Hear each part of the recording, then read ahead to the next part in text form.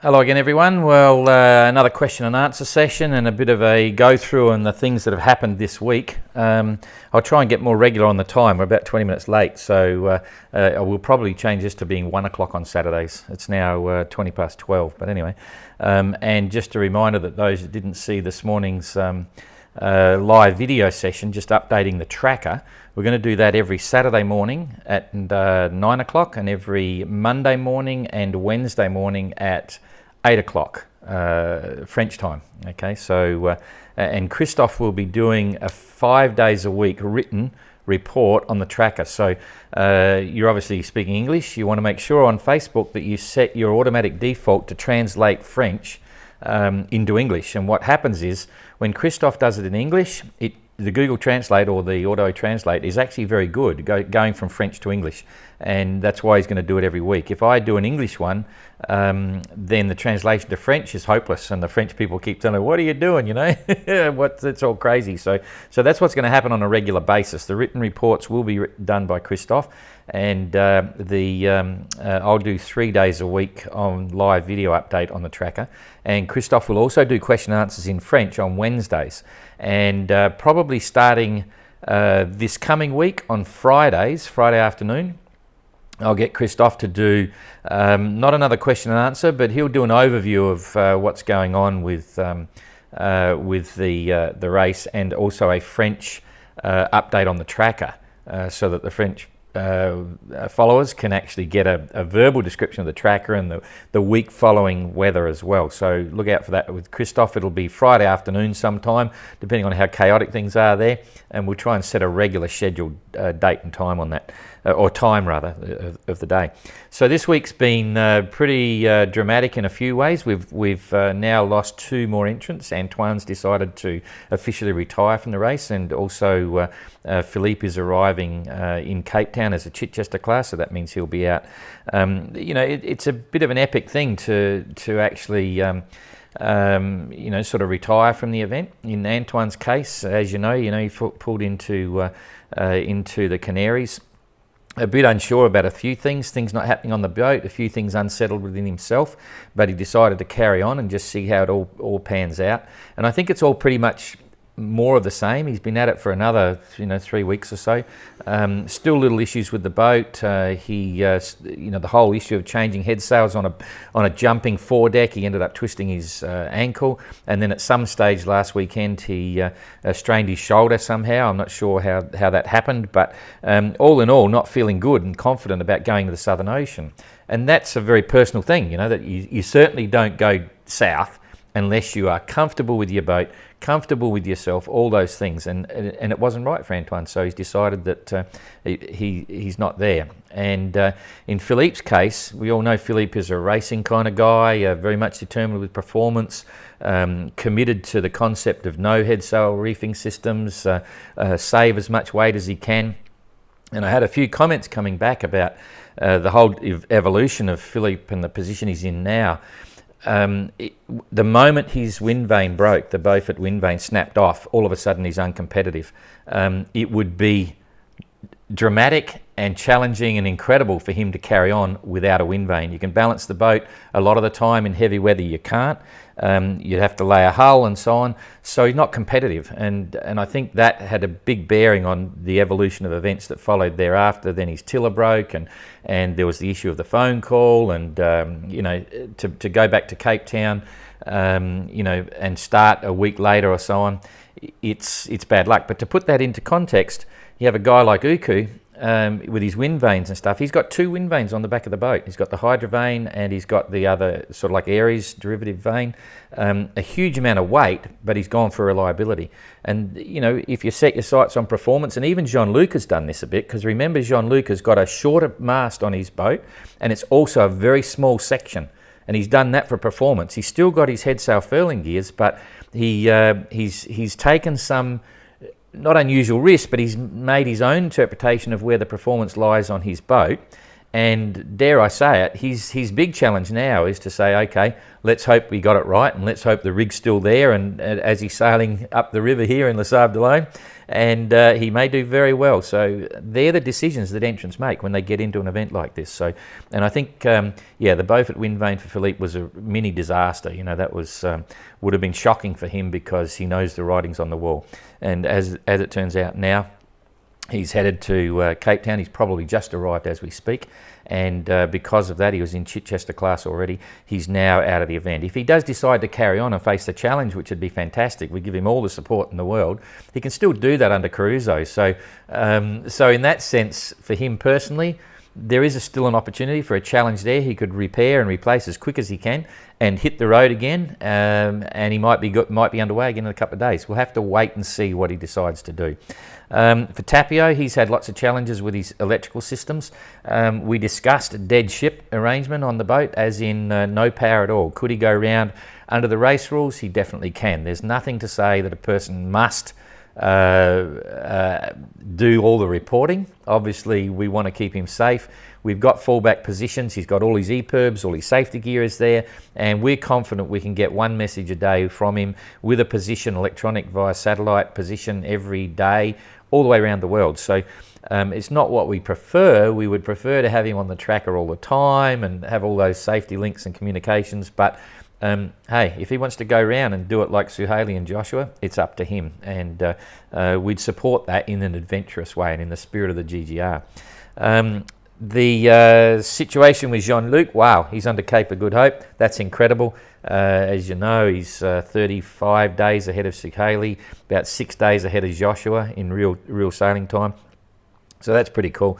And the other one now is Loic. Loic is the final situation there is to determine whether he does have to stop. He's hoping not. It's not just the water thing. He's got probably about 130 litres of water on board. He's got other juices on board the boat as well. But he has a radio problem, and that's affecting his weather reports, and it's just getting him down a bit. He's really facing what you'd say 1968 isolation. He can't talk to the outside world. And can't get radio reports and weather reports. So that's interplaying as well. So it's a combination. He's sort of saying, if I don't get water, I'd like to fix my radio as well. So what the hell, I may go to Cape Town. That'll be decided. That'll be played out in the next 10 days, I reckon. So that's a bit of an overview. Everyone else is pretty happy. It's all happening. They're all well prepared for the Southern Ocean, and we're all watching the weather and the seas and the current and everything on the tracker. So all kind of interesting. So going straight into the questions, a couple of things. One of them was if Tapio went around, what's the minimum rules for dead ship? If he's got no power. And as I said, there is not a minimum. Technically, if he didn't make his phone call, which he will be able to do, but if he didn't make it, he would get fined up to €200 if he missed the phone call, every time he misses a call. And secondly, if he misses a daily message, he can be fined up to €50 a day for every message he misses. But we would obviously be sympathetic to that. We wouldn't nail him on that. That's if someone's not doing it and they've got lots of power. So another one, navigation warnings. Why and how do we give them? It's unusual for us to give a navigation warning. We did it in the case of the Agulhas Current, which you would have seen on Facebook, because they can't see currents. It's not on the weather forecast, and it's a safety hazard potentially. Turned out well for Jean-Luc when he went through, hitting 10 knots, but we've done that. We send them a tweet on the satellite texting unit. We can get a message to an individual or to a group or the whole fleet. So that's what we did with the current. We gave it to the whole fleet. In the issue of the high seas warning, this was their first big storm coming, so we alerted those that are facing it right now, a group, which was Mark Slats, Gregory, Ari, Uku, Tommy, Susie, a special warning saying be aware today and tomorrow, big seas. We won't be doing that all through the Southern Ocean because these big seas are going to become ordinary big seas after they've spent months and months in the Southern Ocean. We will, however, be very closely monitoring the weather, and if there is like a weather bomb, what we call an intense situation or something that we think is extreme or out of the ordinary, we will be prudent and offer a potential short text message warning, just say, be aware, this is happening. And we have the right to do that under the notice of race. So, but they are on their own. We're letting them do their own weather. They'll face their own storms. That's what the Southern Ocean is. They know that. But the first one, we just want to be a little bit prudent. And hence, as you know, we've lifted the zone up a little bit as well from 44 to 42 south. Philip Rules, no pun intended. Philip Rules is the guy who asked the question. No, this isn't. Philip was just asking about the rules of what happened to him. In relation to the rule, once he made that phone call, during the course of telling us his situation, he moved into the Chichester class because that's the only thing we can do. You're not to use the phone for anything else. It wasn't an emergency. He wasn't making a distress call to ask for assistance. It was clearly a safety report. So we determined that was a breach of the communications rules, and therefore he went to Chichester. We offered an 18-hour time penalty. He didn't want to take it. Then what happens is we're in a position to determine if we want to give an 8-hour time penalty.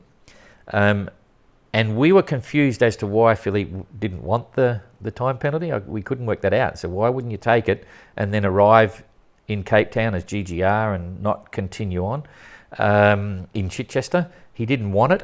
We decided we would possibly impose it. To do that, we needed to check the phone records. When we checked the phone records, bingo, there was something like 40 communications back and forwards on the phone, and that then stopped us from even offering the 18-hour time penalty. It means he maintains his position as Chichester class, and that means when he gets to Cape Town, there's no more options. He's out of the GGR, out of the rankings, all those things, and he can go on in cruiser. So, next question, Joe Walsh. Can we compare the tracker to their actual real-time navigation on board, as in how accurate their celestial navigation is and things like that?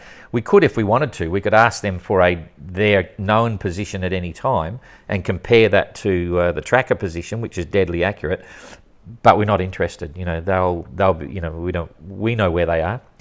They're not lost. They know where they are. And we don't have a reason to compare. We'd have to ask them to give it to us, but we don't do that. They're on their own. At the end of the race, however, we will be checking their logs to make sure they are actually using celestial navigation to navigate around the world and not using a secret GPS, right?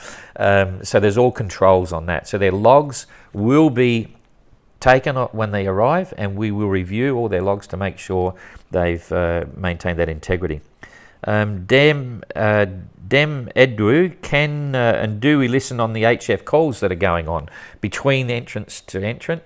They have a daily chat session twice a day at midnight and at 12 in the morning, midday and 12 midnight. No, we don't listen to them. We don't have any HF radios here. We don't monitor the HF radio calls with the ham radio networks where they're getting their weather. So it's entirely up to them. That's their game. Rob Havel, thoughts on the psychological effects of being at sea alone? Now, this is really interesting. So he wants to know, how we think about the psychological effects that the entrants are going through. The first thing to remember here is that they're not totally alone. They're alone on their boat. Of course, we get the tweets, the satellite tweets, but that's nothing. They just tweet into a machine, press the button, it's gone. They get no relief from that. When they give us their weekly phone call, it's one call a week for about 5 or 6 minutes. Obviously, we're friendly. We don't give them any news unless it's particularly to do with the race, as in an entrant changing class or something. We let them talk. We're interested in their information. It gives us a bit of a look inside how they're feeling.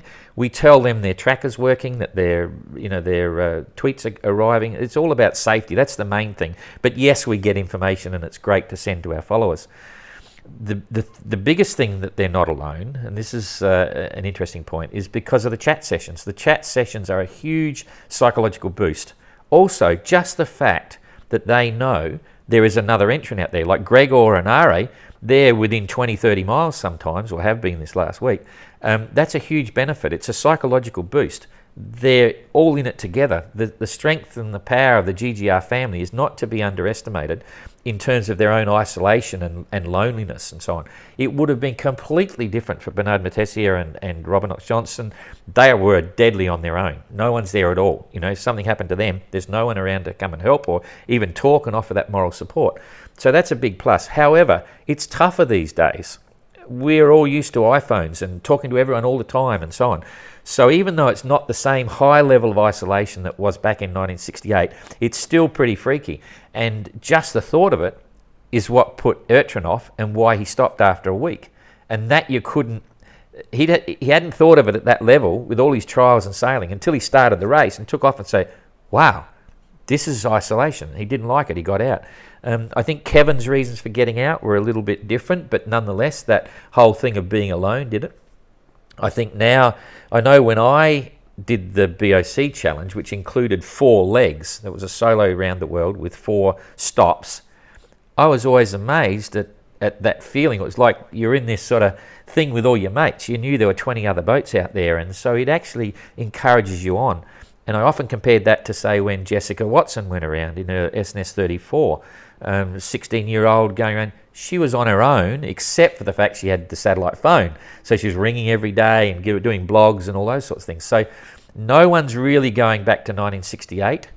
It would be an interesting thing to do, really, if in next year someone sets off around the world and they'd be really alone if they're not taking satellite phones, no tweets, no nothing. Just go and say, I'm going to turn up again in 6, 7, 8 months, 9 months' time.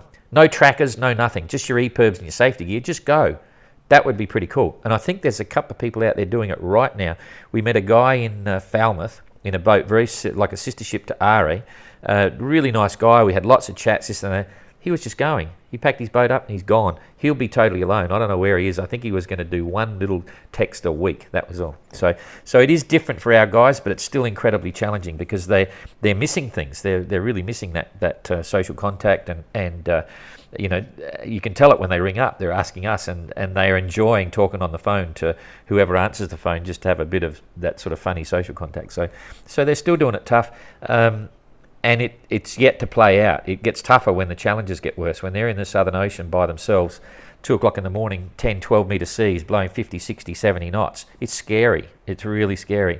And you have faith in your boat, but you don't know. Things could change instantly. And that's, again, when they will feel very much alone. Yeah,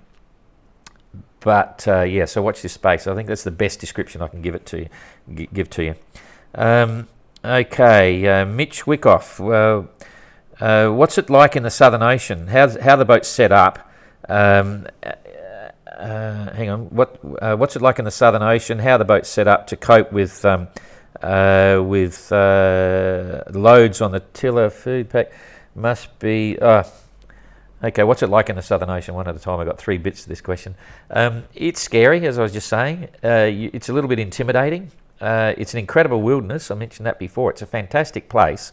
I haven't been down in these parts for a long time. I go between Australia and Antarctica often, but yeah, it's an incredible place, and you begin to appreciate it when you relax a bit. The first time in, and a lot of these guys and Susie and stuff are going in first time, it's intimidating, it's scary because you read all the stories, read the books, but eventually by the time they're getting to Hobart, they'll start to relax a bit and possibly enjoy it. That's the easiest way. What sort of foods have they got? All sorts of food. You know, some of them in glass jars. We've been through this before. Some of them are freeze dried. You know, so it's a real mixed bag. There's no consistency there with all the entrants doing the same thing. A question here, Mark Dyson. This is a classic. You'll love this one, especially this week. Anyway, what happens if an entrant disagrees with a GGR management decision? Right? What could they do? Now, you'll probably notice something you may not have noticed, but anyone that wants to join the GGR has to apply for an invitation, okay? And the reality is it's not like an open event. You can't just apply and then you're in.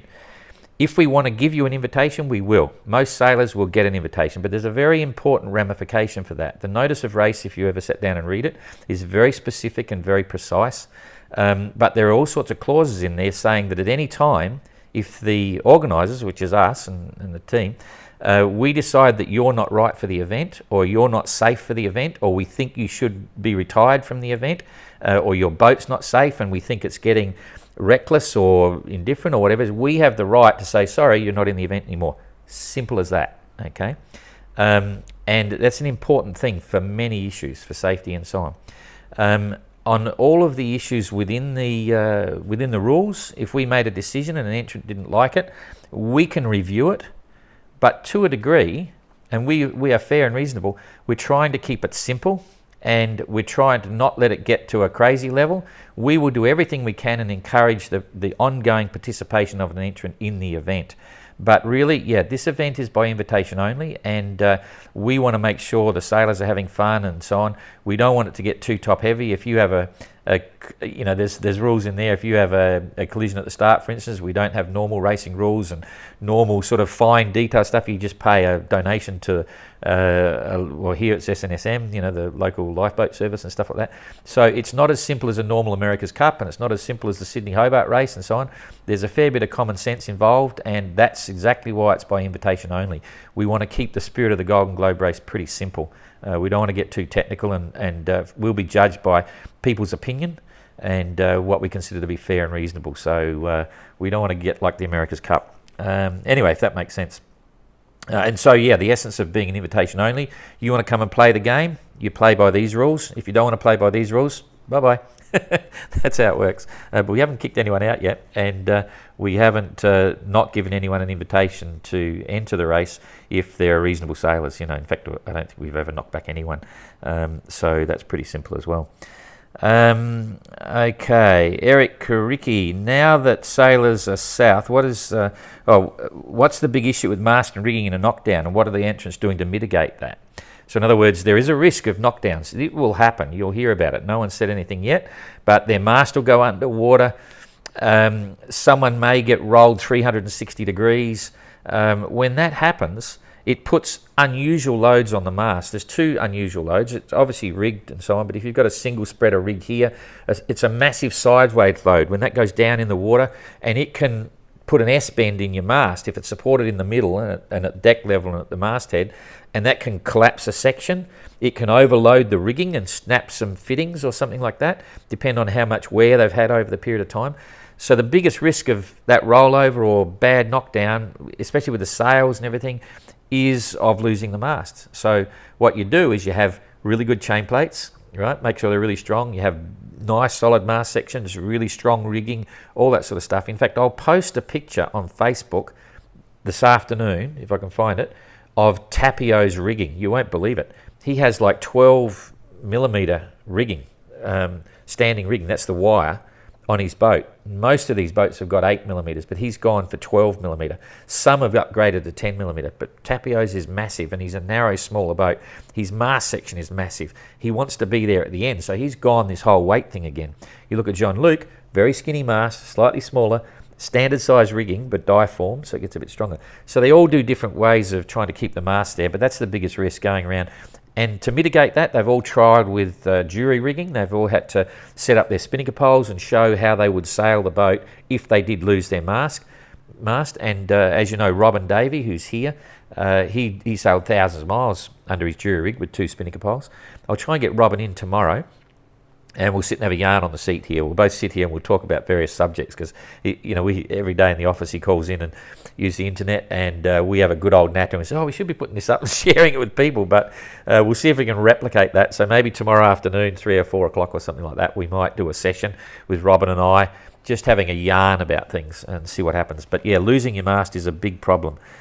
Okay, Pat Lawless, what info can they get from a passing ship? So you'll hear him talking about getting ships. They can get whatever they want. It's free. So they can get their position, they can get weather information, they can pass messages, whatever they want from a ship. It's free. That's the way of the oceans. That's the way it's been for hundreds of years. You see a ship, hey, take my letters, or can you report my position, or whatever it is. So that's the same. Clive Wales. Who's having the most fun? Well, we're having fun. You're hopefully having fun. But in terms of the entrants, there are a couple that appear to be having more fun than others. Maybe they're a bit lighter on it, but I often ask the entrants, and you've probably heard this on the phone calls, oh, you're still having fun? And genuinely they are. Tapio has got the worst kick at the moment with all his problems. He's got plenty of problems. He's having to work hard fixing the boat up, let alone sail the boat, navigate all those things. But inside, I know he is happy to be there. Okay, now that's at a different level than, say, Are. You talk to Are and say, oh, I'm having he's out there, he's packed his vice away, he's finished tinkering down through the Atlantic. He was working just for fun a lot of the time, doing things, improvements and so on. He's always having fun. He's living the dream. He's sailing really well. He knows it too, and it's a great boat. It's surprising a lot of people. Captain Coconut, what can you say? Crikeys. He just never stops having fun. That's how you put it there. You ask Jean-Luc, say, hey, how's it going, Jean-Luc? Say, I'm happy. Everything good, everything's fine. And he's just blasting along, all the rest of the people behind him. So, they're all having fun. Susie's out there consistently sailing along, Oh, my chain plates have lifted a little bit, 2 mil. Oh, I'm not sure about that. I'll keep watching it. I think it's all okay, by the way. Been a lot of discussion about those chain plates. And, my take on it, I can't tell her that, otherwise it's offering her assistance over the sat phone. But 2 mils, in my opinion, is not a lot. It's something's just settled, and the water sneaking in is a nuisance. She'll be able to fix that, and I wouldn't expect it to be a problem, touch wood. The guys at Rustler have talked about it a lot. They're a bit of the same. I know Robin Davies got some opinions, same boat, and he did a similar thing with his, but slightly different. We might talk about that tomorrow. So anyway, I think they're all having fun. Tommy's having a ball. There's no question. Beautiful boat. The funniest thing for Tommy this week, I don't know whether you picked it up, he was sailing along for like half the night, and he kept thinking, why is the wind vane letting the boat steer up a bit and then sail down? Keep going, steer up a bit, sail down. And he'd get up and check it on and say, oh, it's really strange. Go down in the morning or mid-morning or midday. He looked. He'd forgotten to actually hook up the wind vane. So the wind vane was working, but it wasn't actually steering the boat. The boat was steering itself, and he didn't know. So as it was bearing away, the mizzen would kick in and it'd push the boat back on course again. And then a wave had hit it and it'd bear away, but the mizzen would kick in. So the wind vane wasn't even steering the boat. It was so funny. And of course, he had the big popcorn explosion in the boat this week too. So yeah, he's having fun. Honestly, I think they're all having fun. Loic, you name it. Who's having the most fun? Probably Captain Coconut. I'm not sure. Anyway, okay, Michael Cause. I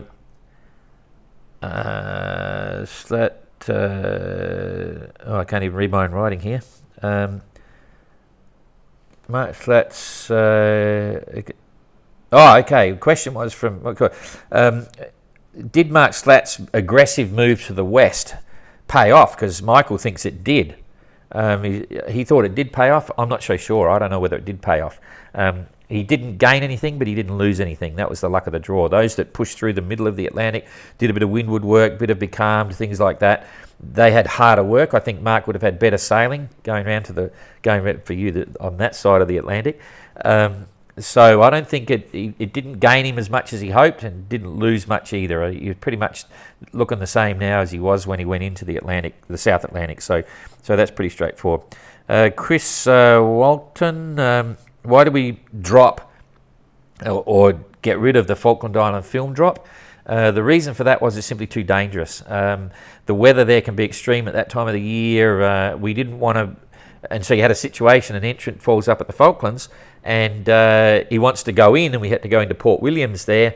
If the weather's really extreme, like big storms, there's no way he's going to get in there, and he might have to hold off for a day or 2 days to let that blow over. And if someone else came through the day before, got in, kept going, boom, they didn't lose any time. It distorts the results. So the guy behind here, he might be tempted to take some risks and not wait the 2 days. So, bugger it, I'll go in and do it. And if he ended up on the bricks, we'd feel pretty bad. So there's no question. It was just simply too risky to try and do, and still maintain the concept of a race, So we dropped it. And the last one from Mike Phillips about, was there a requirement for the minimum amount of water they had to have on board before they left? And can they use manual desalinators like the Survivor 06 or solar stills for emergency water? The answer is there was no minimum requirement for water. It was up to the entrant to decide how much they wanted to leave here with.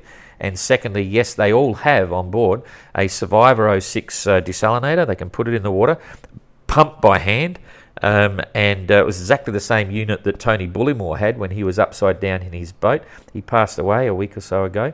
That little pump that converts salt water to fresh water. But the bad news is you sit there for an hour pumping and you'll get 200 millimetres of water, about that big. So you don't use it to make water for normal situations, only in an emergency. And why do I know all that? Because we sold them for about 20 years. We were selling desalinators. Anyway, that's really about it. Took a bit longer than I thought. So that's enough. And I got to turn this machine off now. Thanks a lot. Oh, here comes Jane. She's going to turn it off. So see you next time. Took a bit longer. Whoops.